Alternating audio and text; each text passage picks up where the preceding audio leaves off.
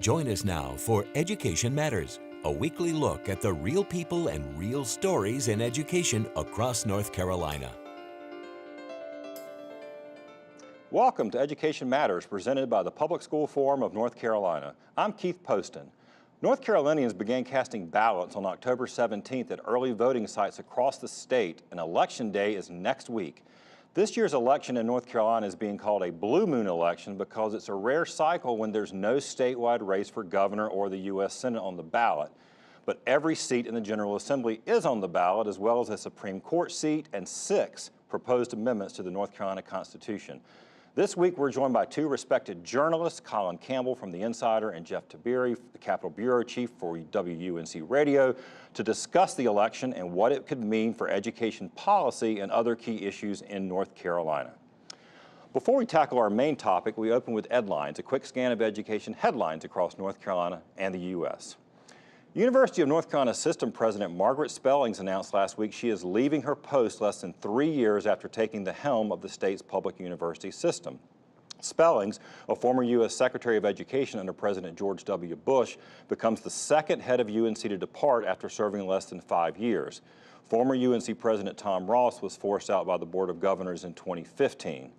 Now, while Spellings declined to give reasons for her departure except to say, quote, that all leaders are here for a time, observers say a rocky relationship with the UNC Board of Governors and the legislative leaders who appoint the board is likely to blame.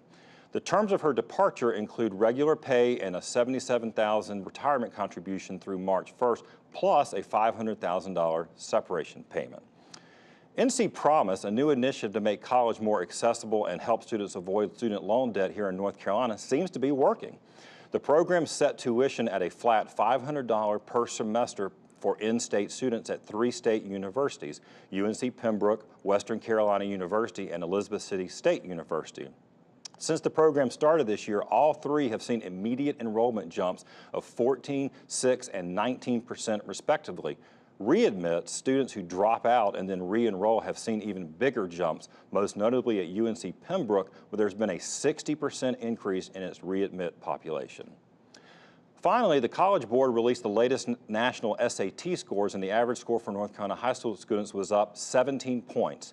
North Carolina's class of 2018 posted an average score of 1,098 on the SAT exam compared to 1,081 for the class of 2017. Our state average is now 30 points above the national average. Remember, you can visit the Public School Forum's website at ncforum.org, click on Education Matters, and read more about each of the EdLines as well as all the other topics we cover each week.